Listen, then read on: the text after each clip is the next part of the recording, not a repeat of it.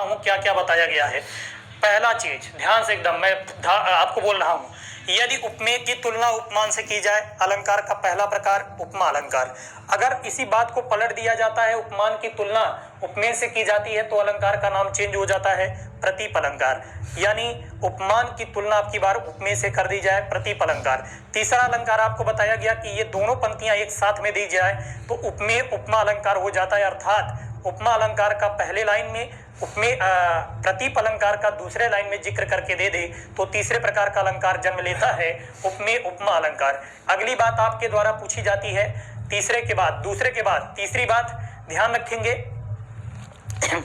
तीसरी नंबर की बात चौथे नंबर की बात यह क्या है, चौथा नंबर ये है अनन्वय अलंकार। आपको बताया गया यदि उपमेय की तुलना करानी है और उपमान कोई मिले ही ना, अर्थात कहने का मतलब उपमेय उपमान बन जाए, तो ऐसी स्थिति में नाम पड़ जाता है चौथे प्रकार का अनन्वय अलंकार। इसके बाद आपका पांचवें प्रकार के अलंकार का जो जन्म होता है, यदि उपमेय की तारीफ कर दी जाए, दूसरे शब्दों में कहें कि उपमान की निंदा कर दी जाए, अलंकार का नाम क्या पड़ता है, व्यतिरेक अलंकार। ठीक है ना।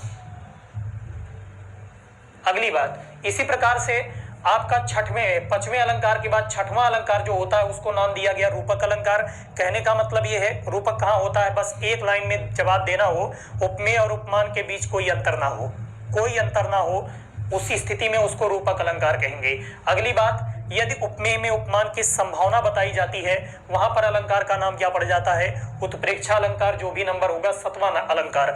8वां अलंकार आपको बताया गया संदेह अलंकार। इसमें क्या होता है कि उपमेय और उपमान के बीच में व्यक्ति डाउट में रहता है, अर्थात अनिश्चितता बनी रहती है, नाम पड़ता है संदेह अलंकार। और संदेह की स्थिति में, डाउट की स्थिति में यदि व्यक्ति के द्वारा कोई कार्य कर दिया जाता है, अर्थात कोई कार्य संपन्न कर दिया जाए, नाम क्या पड़ जाता है 9वें प्रकार के अलंकार का, उसका नाम पड़ता है भैया भ्रांतिमान अलंकार।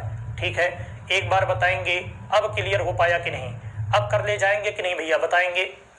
हाँ, अब आप लोगों की मैं कमेंट देखता हूं।